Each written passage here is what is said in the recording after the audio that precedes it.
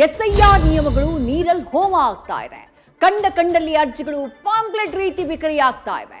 ಬಿಎಲ್ಒಗಳ ಅಸಡ್ಡೆ ಕಳ್ಳಾಟದಿಂದ ವ್ಯವಸ್ಥೆಯೇ ಕುಲಗೆಡ್ತಾ ಇದೆ.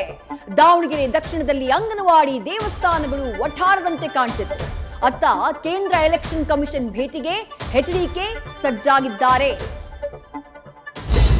ರಾಮ ಮಂದಿರ ದೇಣಿಗೆ ಹಗರಣ ಬಗೆದಷ್ಟು ಬಯಲಾಗ್ತಾ ಇದೆ. ನಿತ್ಯ 6 ರಿಂದ 8 ಲಕ್ಷ ಲೂಟಿ ಶಂಕೆ ವ್ಯಕ್ತವಾಗಿದೆ. ಜೇಬಿಲ್ಲದ ಡ್ರೆಸ್ ಕೋಡ್ ಉಲ್ಲಂಘನೆಯಾಗಿದೆ. ಜೊತೆಗೆ ಸಾಕ್ಸ್ನಲ್ಲಿ ರಾಮನ ಹಣ ಸಾಗಾಟ ಮಾಡಲಾಗಿದ್ದು ತನಿಖೆಯಲ್ಲಿ ಬಯಲಾಗಿದೆ. ಇನ್ನು ಚಂದಾ ಚೋರಿ ಕೇಸ್ ಸುಪ್ರೀಂ ಕೋರ್ಟ್ ಮೆಟ್ಟಿಲೇರಿದೆ. ಡಿಕೆ ಶಿವಕುಮಾರ್ ಸರ್ಕಾರ ತಿಂಗಳ ಸಂಭ್ರಮದಲ್ಲಿದೆ. ಈಗ ಸಂಪುಟ ವಿಸ್ತರಣೆ ಸಂಕಟ ಸುತ್ತಕೊಂಡಿದೆ.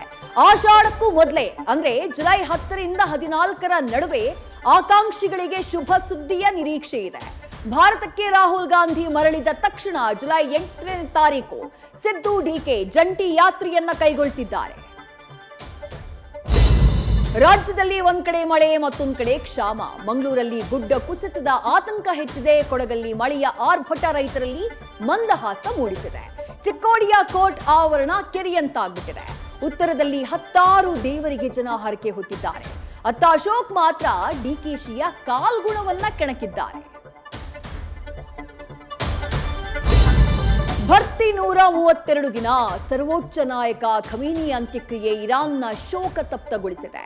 ತಮ್ಮ ಸುಪ್ರೀಂ ಲೀಡರ್ನ ನೆನೆದು ಕಾಫಿನ್ ಮುಂದೆ ನಾಯಕರ ಕಣ್ಣೀರು ಹರಿತಾ ಇದೆ. ಭಾರತದ ನಿಯೋಗ ಕೂಡ ಭಾಗಿಯಾಗಿದೆ. ಅತ್ತ ವಾರದ ರಜೆ ಶೋಕಕ್ಕೆ ಟ್ರಂಪ್ ವ್ಯಂಗ್ಯವಾಡಿ ಪ್ರಚೋದಿಸಿದ್ದಾರೆ.